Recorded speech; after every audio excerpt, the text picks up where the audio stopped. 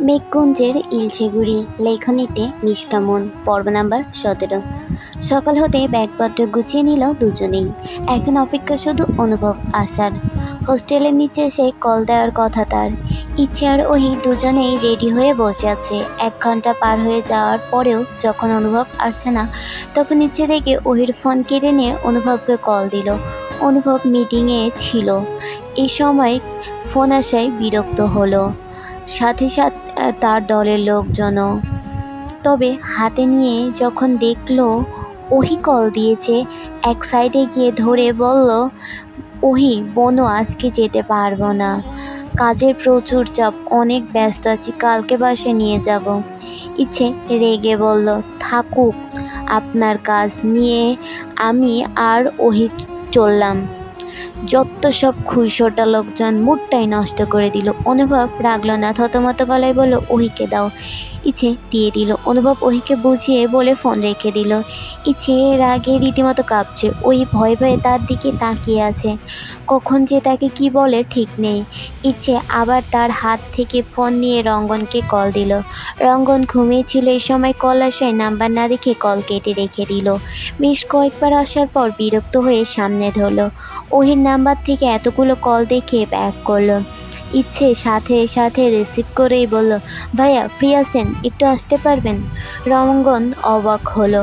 হঠাৎ এই কথা শুনে বলছে কেন, বুঝলো না। কোনো বিপদে পড়লো না তো?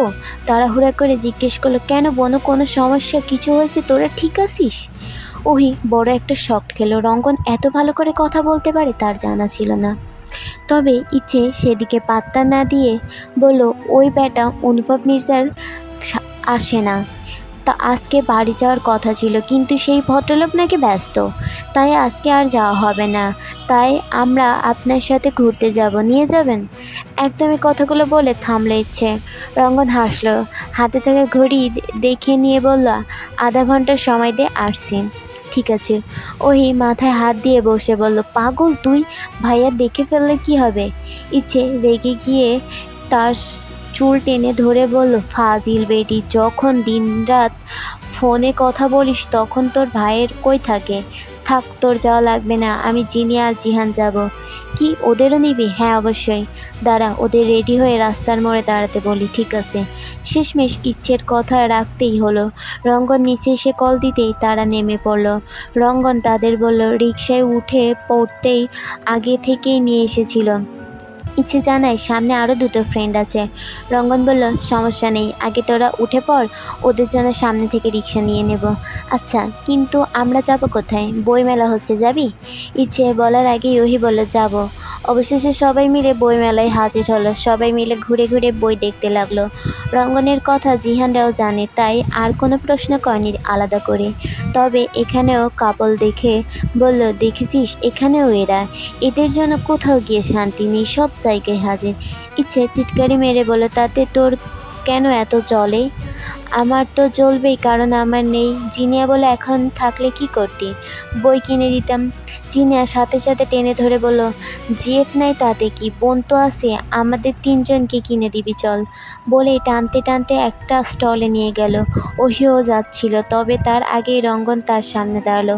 ওহি চশমা টেনে ঠেলে হাতে নিয়ে বলল, কি তোরা যার চোখে কম দেখিস তারা চশমা ছাড়া কানে কম শুনিস নাকি? ওহি আবার চশমা পরে নিয়ে বলল, না, বাজে কথা বলবেন না। বেশ, বই কিনবি? না, টাকা আনতে মনে নাই, চল আমার সাথে। কোথায়? চান্দে। কি? রঙ্গন আরেক দিকে পা বাড়ল। ওহি দোটানায় পড়ে গেল, কোন দিকে যাবে। রঙ্গন বেশ কিছুটা যাওয়ার পরে যখন দেখলো আরেকজন হদিশ নেই, তখন ডাক দিল, কি রে, আসবি নাকি? পালকি আনতে হবে। ওহি বড় বড় করে তাকিয়ে বলল, না না, আসছি। রঙ্গন তাকে বলল, পছন্দ মতো বই নে। ওহি কিছু না বলে বই দেখতে লাগলো। হুমায়ুন আহমেদের অপেক্ষা বইটা নিয়ে কিছু সময় নাড়াচাড়া করে বলল, এটা নিব। আচ্ছা, ইচ্ছের জন্য একটা নে।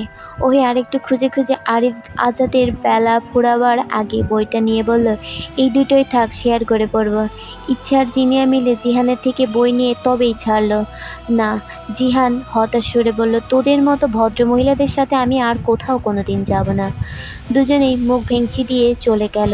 ওহি ততক্ষণে আগের জায়গায় এসে দাঁড়িয়েছে। রঙ্গন টাকা মিটিয়ে নিজেও এসে বলল, এখন কোথায় যাবি? ইচ্ছের আগেই জিনিয়া জবাব দেয়, আগে কিছু খাবো। রঙ্গন তাদের নিয়ে একটা সামনে আগালো, একটা ফাস্টফুডের দোকান দেখে সবাইকে গিয়ে বসতে বলল। যে যার মতো খাবার নিল। ওহি জানালো সে কিছু খাবে না।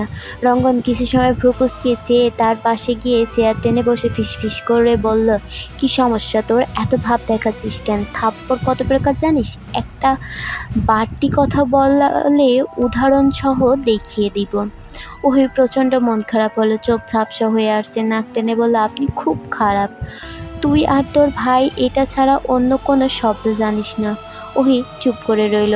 রঙ্গন তার দিকে তাকিয়ে গম্ভীর কণ্ঠে বলল, শোন, তোর রাগের কারণ আমি হলেও রাগ ভাঙানোর উপায় আমার জানা নেই, তাই অযথা রাগ করে সময় নষ্ট করিস না। আমার এত ধৈর্য নেই। দেখা যাবে তোর রাগ ভাঙাতে গিয়ে দুটো থাপ্পড় দিয়ে বসে আছি, তখন ভালো লাগবে? ইচ্ছের এখন ভালো লাগছে। বেশ অনেকটা সময় ঘোরাঘুরি করে সবাই যে যার গন্তব্যে চলে গেল। পরের দিন অনুভব সময়ের আগেই চলে এসেছে। ওহিকে কল দিয়ে নামতে বলছে। 1 ঘন্টা হয়ে গেল, তবুও কেউ নামছে না। মূলত ইচ্ছে জেনে বুঝে এমন করছে। বেলকনিতে দাঁড়িয়ে দাঁড়িয়ে উকিঝুঁকি মারছে আর মিটিমিটি হাসছে। ওহি দাঁড়িয়ে দাঁড়িয়ে কাণ্ড দেখছে। 1 ঘন্টা পার হতে ইচ্ছেকে টেনে বের করলো। অতঃপর দুজনেই গিয়ে অনুভবকে কিছু না বলে গাড়িতে উঠে বসলো। অনুভব গম্ভীর কণ্ঠে বলে, এত দেরি হলো কেন? ইচ্ছে আর চোখে তাকিয়ে বলল, ব্যস্ত ছিলাম। ওহি বিষয়টা সামলাতে বলল, ভাইয়া আসলে কিছু জিনিস তোলা হয়েছিল না। এখন চলো তাড়াতাড়ি, দেরি হয়ে যাচ্ছে না তোমার?